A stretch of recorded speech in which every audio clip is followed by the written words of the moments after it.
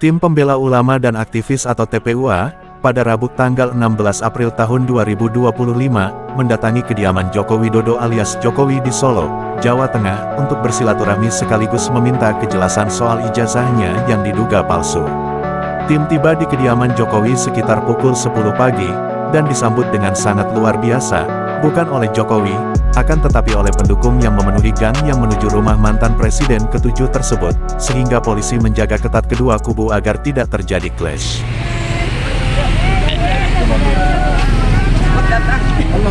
Yes, siap.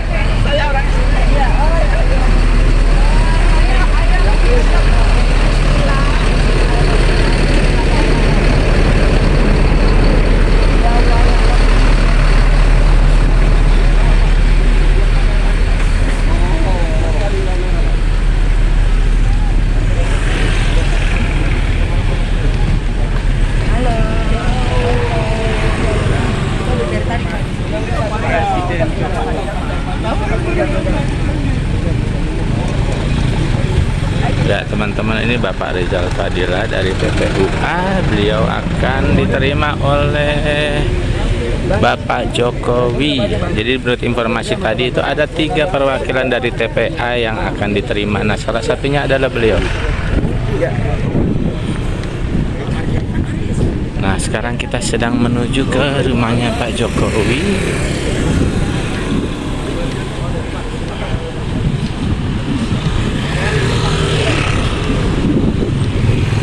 Ini dia teman-teman kediamannya. Ini kediamannya rumah Bapak Joko Widodo.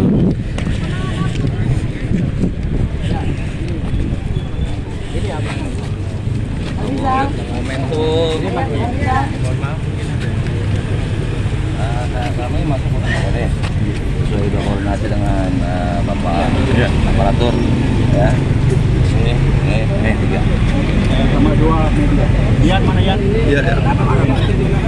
Ya teman-teman, jadi ada 3, yaitu Bapak Damai Hari Lubis yang akan masuk, kemudian Ibu Kurniatri Royani dan Bapak Rizal Fadila. Nah, ini dari pihaknya Pak Jokowi.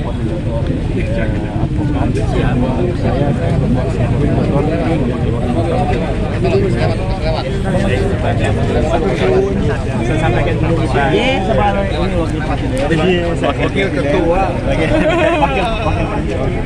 Siap. Selamat datang.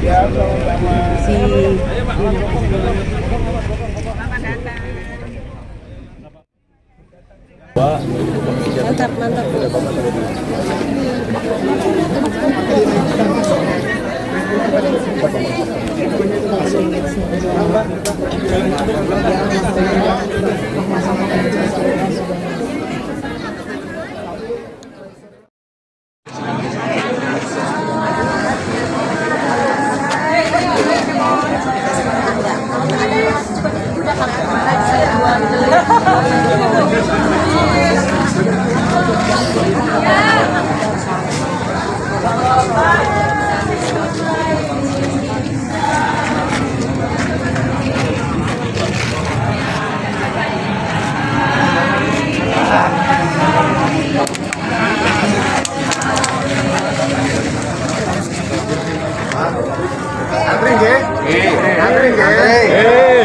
Santai mau, santai. Baris.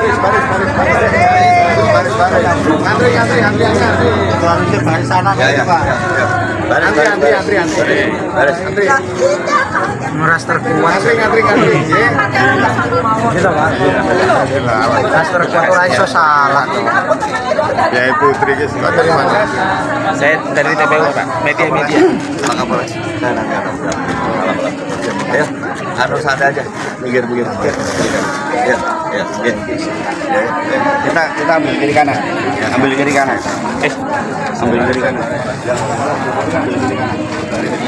Udah aja santai duduk.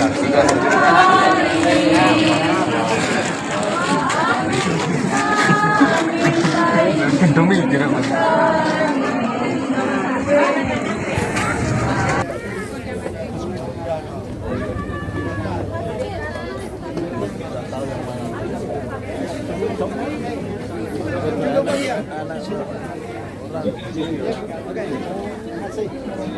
Jadi dalam masalah siap.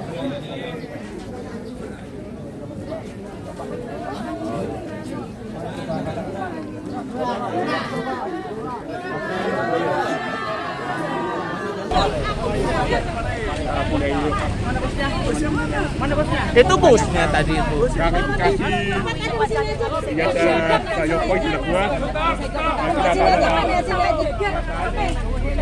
Terima kasih saya Bu Kurnia pada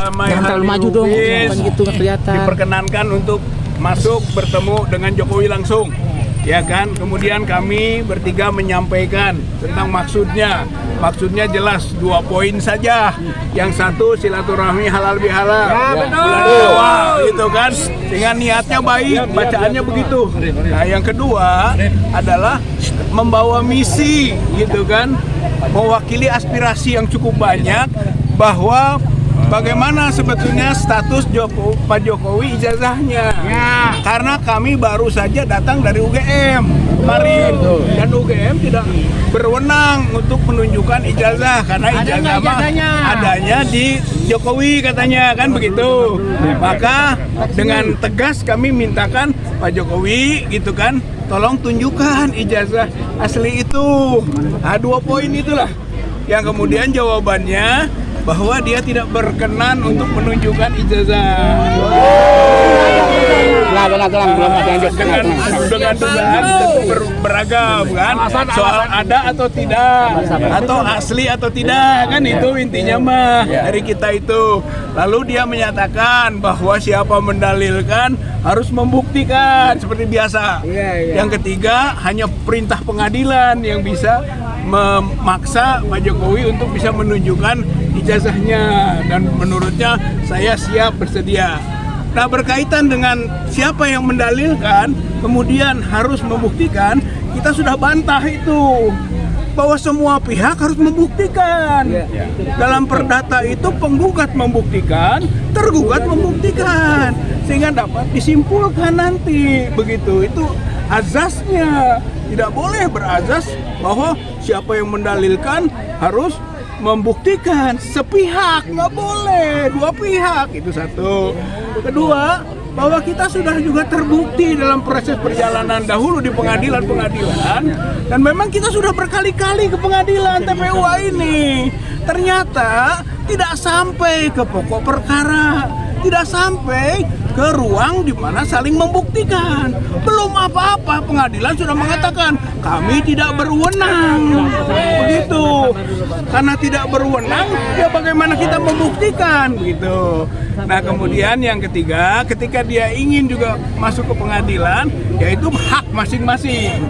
Tentu TPUA juga punya agenda-agenda agar aspirasi masyarakat, aspirasi rakyat Indonesia yang ingin tahu tentang status mengenai keberadaan ijazahnya Pak Jokowi dapat terrealisasi, terpenuhi, dan sampai ke terverifikasi nantinya bahwa ijazah itu asli atau tidak gitu. Jadi intinya mah tadinya informasi, klarifikasi, verifikasi.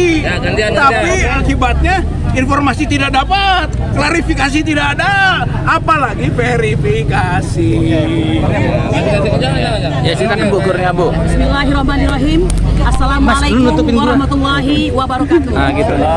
Saya memulai keterangan saya dengan mengucapkan terima kasih kepada Tuhan Yang Maha Esa, Allah Subhanahu wa Ta'ala, dan berterima kasih kepada Bapak Prabowo Subianto. Ya, saya lakukan ini kenapa? Dalam kondisi sedemikian banyaknya dan kreditnya orang-orang ya untuk bisa menuju rumah mantan Bapak Joko Widodo itu tidaklah gampang.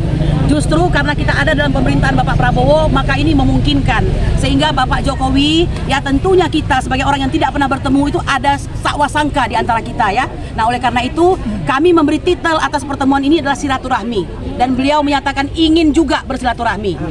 Bapak Ibu sekalian, memasuki ruangan rumah beliau ya, kami bisa melihat, saya harus mengatakan dengan jujur ya, bahwa beliau tentu saja sebagai mantan presiden adalah orang yang elegan ya, dan penuh kontrol diri ya. Nah, kepada beliau saya sampaikan bahwa kalau beliau mengatakan siapa yang mendalilkan, maka mereka lah yang harus membuktikan. tidak bisa disangkal itu adalah bahasa hukum yang mungkin sudah di-drive dari para penasihat hukum, dan itu tidak salah. Lalu yang salah apa? Nah, saya baru mau menjelaskan tadi, ya, kami ini sudah melewati 3 persidangan, 2 perdata, 1 pidana, ya, sudah pula berkirim surat dan mencoba menemui DPR, ya, dan sebenarnya sudah disetujui oleh Ibu Puan Maharani, tapi entah bagaimana kami mengalami kesulitan. Kemudian sudah ke KPU, dan KPU tentu saja dengan berbagai cara, ya, menghindar untuk memberikan keterangan, dan terakhir di bawah pimpinan Wakil Presiden TPUA Bang Rizal Padilla melaporkan ke Bareskrim, ya, dan juga sudah memenuhi semua bukti-bukti terbaru, ya, tentang jejak-jejak digital serta laporan forensik dari orang yang mempunyai kompetensi terhadap hal tersebut yang kita kenal pada akhir-akhir ini, Resman Hasiholan Sianipar, ya. Bapak Ibu sekalian, saya melihat, ya, bahwa beliau menerima kami dengan baik, tapi ada yang salah di situ. Apa yang salah itu? Menurut kami harusnya para kuasa hukumnya itu memberikan nasihat yang lengkap, ya. Untuk bisa membuktikan sebagai seorang penggugat harus diberi kesempatan, dan jalur itu hanya ada di jalur pengadilan, dan beliau setujui itu. Tetapi mengapa 3 persidangan itu tidak pernah memberikan kesempatan untuk bisa membuktikan bagi masing-masing pihak? Sehingga bukan suatu rahasia bahwa fakta tentang ijazah tersebut tidak pernah naik ke permukaan, ya, sehingga akhirnya terus menggulung bangsa Indonesia ini, menjadikannya 2 kelompok yang saling berlawan-lawanan, yang satu selalu saja membela beliau, dan yang satu menggugat mana ijazah asli tersebut, begitu. Jadi, tapi mohon maaf, ya, saya harus sampaikan juga secara jujur, beliau tampaknya membatasi itu, ya. Ketika saya katakan, Pak, kami ini sebenarnya sudah mencoba, dan apa yang dinasihatkan oleh pengacara Bapak itu mari harus diuji dulu, begitu. Dan dia mengatakan saya orangnya gampang, ya. Saya yakin harusnya kalau gampang tidak akan pernah bisa bertele-tele seperti ini, ya. Nah, ini sayang sekali tidak dimanfaatkan, ya. Mungkin kalau kita punya banyak waktu yang lalu, ya, untuk saling mengenal diri, ini mungkin tidak perlu terjadi. Tapi kalau ini terjadi, kami pastikan TPUA sudah melewati semua tahapan-tahapan yang harus dilakukan, dan kami tidak pernah mengingkari proses hukum yang ada, ya. Begitu ya, Bang, ya. Oke, ya, cukup begitu aja, ya. Ya, sudah cukup, ya. Oke, Sudah cukup. thank you, Bu. Terima kasih banyak. Terima kasih kepada seluruh bangsa Indonesia.